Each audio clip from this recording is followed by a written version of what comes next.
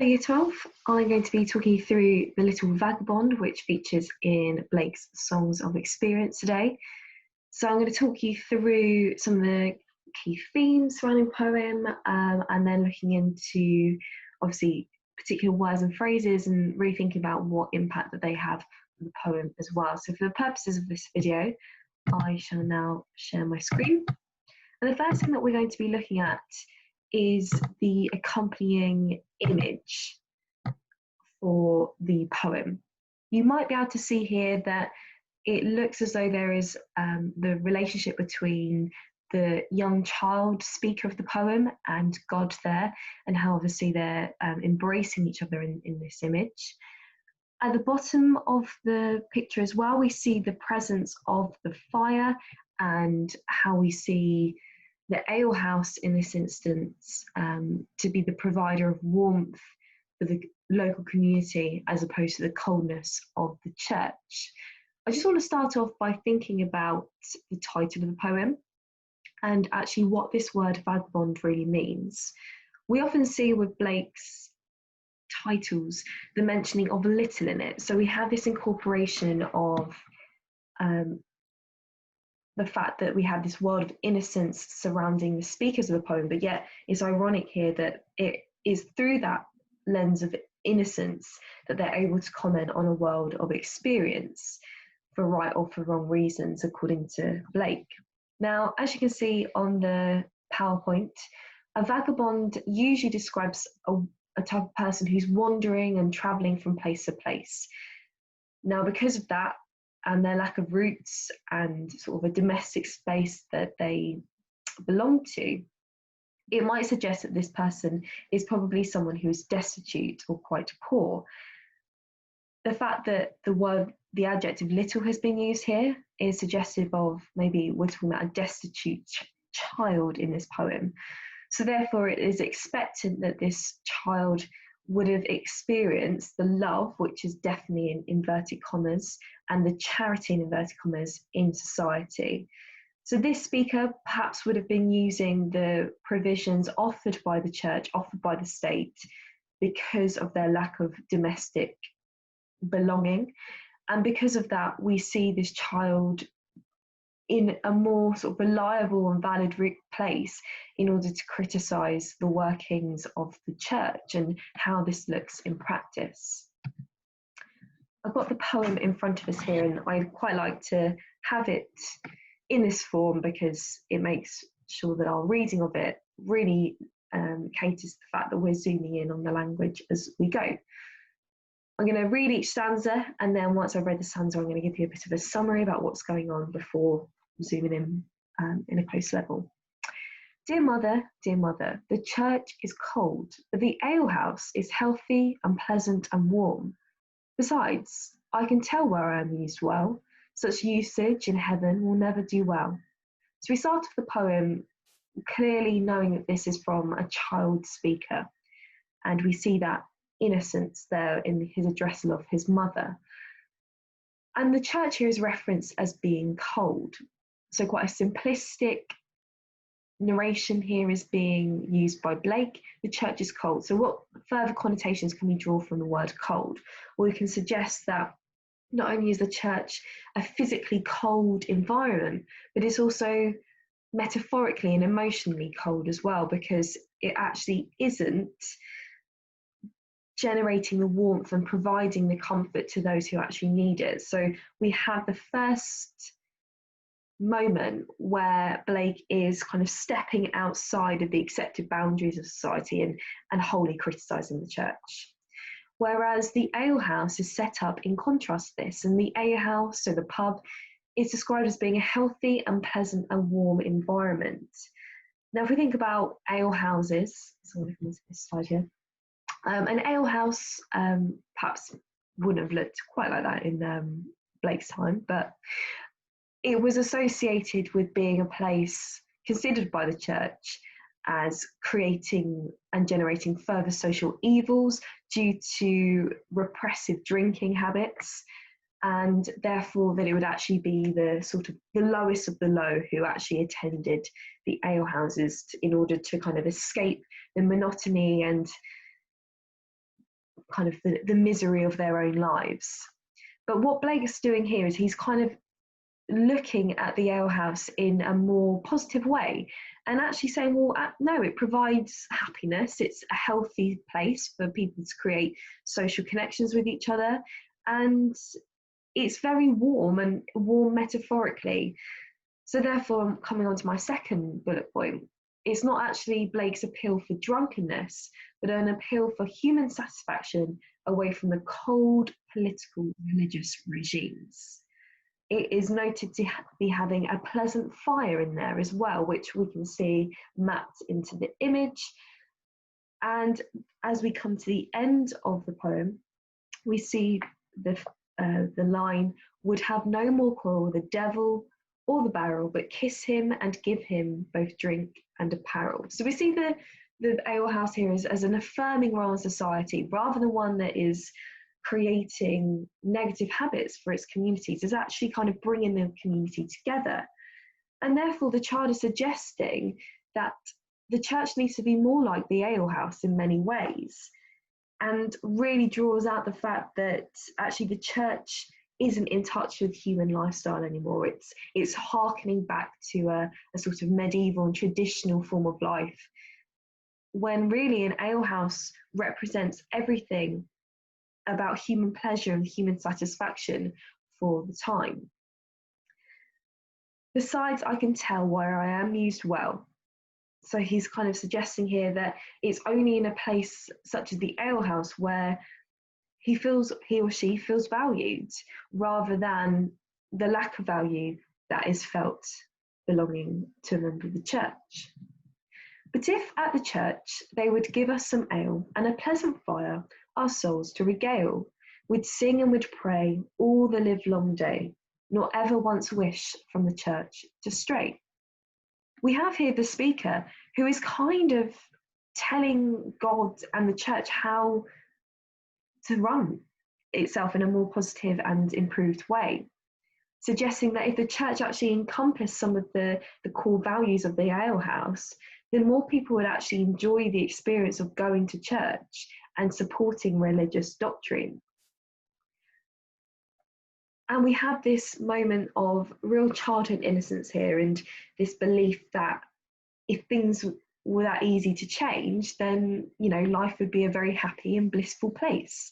But as we know, in our kind of cynical world of experience and the adult reader, the life isn't as simple as that. But like I was saying before, we have the reference to the pleasant fire, and notice the first person pronoun plural, our, suggested that everybody can be part of this community. Everyone is going to get on board with the church if they adopt some of these new values. And therefore we have the verbs here, singing, praying, as though actually the church needs to learn of the new compassion and forgiveness that is needed to become a more modern institution. And therefore, no one would stray from the church. What a great way, to experience religious belief whilst having a beer. Each to their own. And as we move on to the third stanza, then the parson might preach and drink and sing, and would be happy as birds in the spring, and modest Dame Lurch, who is always at church, would not have bandy children, nor fasting, nor birch. We have here quite an amusing image of the parson who is actually consuming too much alcohol, drinking and singing. But amongst that, we kind of have a plaintive tone. So what I mean by that is, it's not exactly a convincing tone here, and there is that sense of hopelessness that will actually happen. But if that was the case, we'd be as happy as birds, and the modest Dame Lurch. Now, this is a reference to an evil folk figure, a woman who punishes small children. So through this image, we have the very kind of the wicked and the violent image of the church. And the reference here to the bandy children is suggestive of the children's limbs, who are cramped, they're bent due to kind of sitting down at desks. They're deprived of food, they're due to religious fasting. And therefore, because of the burden that these children are bringing to this vile figure, Dame Lurch, what's the point in supporting it if actually children are not developing and maturing in the correct way? Actually, they're becoming sick, they're becoming malnourished. So therefore, what example of the church is this really setting? And I think that there are definite links here to the chimney sweeper as well, as when we see the parents who are going and attending church, yet, you know, we've just seen the ill treatment of their child who, you know, is likely to die at some point very soon. So it's in some people's minds, it's like, well, if you go to church, then you're rid of all your sins. When actually, that's not the message here. The message here is that we actually create sort of reform and change and become better people. And God, like a father, rejoicing to see his children as pleasant and happy as he, would have no more quarrel with the devil or the barrel, but kiss him and give him both drink and apparel. So we have here that Blake is beginning to imagine a more loving father figure. And once again, through doing that, is being very, well, he's stepping outside the sort of established way of seeing things and established order by stepping outside of those boundaries and actually criticizing a force that is so powerful in many people's lives. But it's also suggesting that if the church harbored these beliefs and ways, then actually the devil would no longer exist. So we have this kind of fantastical reconciliation between the devil and created by the Alehouse, which, you know, from our sort of cynical world of experience, we're not likely to see. And kiss him and give him both drink and apparel. So we're kind of seeing here that a more loving God would actually be capable of healing those rifts between good and evil, and also to stop the antagonism which is sparked between the devil and alcohol. Things to consider is the role of the child speaker of this poem. I've already mentioned that we have this simplistic tone, this idea that some of the complexities about religion can be reduced down and boiled down to, well, you know, if everyone acts like they're in an alehouse when they go to church, well, life's going to be better. But as we know, it's not quite as simple as this. And this is really pronounced with words such as and, that should be but.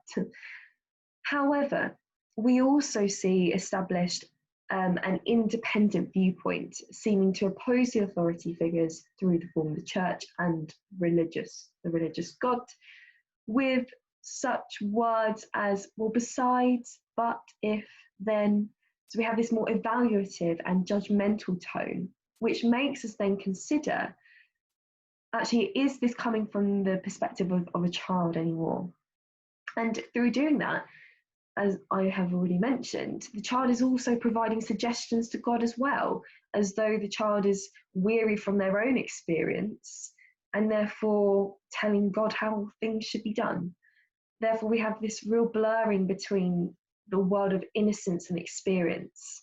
So I want you to really think about, does that mean that we can be convinced that this is a child narrator? But this child narrator has been criticised in the past by literary critics as actually being too materialistic and having an inadequate vision of things. But actually, is this the very thing that Blake is attacking, which is something I wanted to think of. We have some interesting things going on in terms of rhetoric.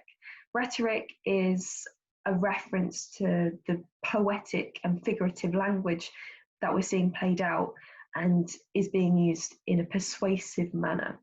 We have here a lot of triplets: healthy, pleasant, and warm. Can I find any more now? No, but you can have a look. So lots of triplets in there because, once again, it's really trying to persuade the reader that the stance of this child narrator is right. We also have balanced phrases such as as pleasant and happy, the devil or the barrel. And what that's doing is it's making the reason and order for the argument even more convincing, and actually showing that it is a balanced argument as well, not just wholly one-sided. Rhyme couplets are interesting in this poem. The only irregularity actually features in that first quatrain between cold, warm, well, and well. So therefore, we have, sorry, it's being distracted, home learning. So we have well and well, which is completely thrown now. Sorry, so the rest of them go A, A, B, B, whereas stanza A, as you can see, cold and warm aren't rhyming. So therefore, Blake is really drawing attention here to the reference of the cold to make it stand out that church is metaphorically and literally a cold place. And as I also have mentioned here, the closed rhyming couplets convey the speaker's certainty about his arguments as well. We have this anapestic rhythm to create a jaunty tone to make it sound quite like a drinking song. Final reflections that I'd like you to consider is things that I've already suggested. Does the child have a materialistic and inadequate vision? Or is this something that Blake is attacking? What is this child speaker informing us about the world of experience and therefore their own positioning in that world? And how does this poem fit within the realm of social and political protest?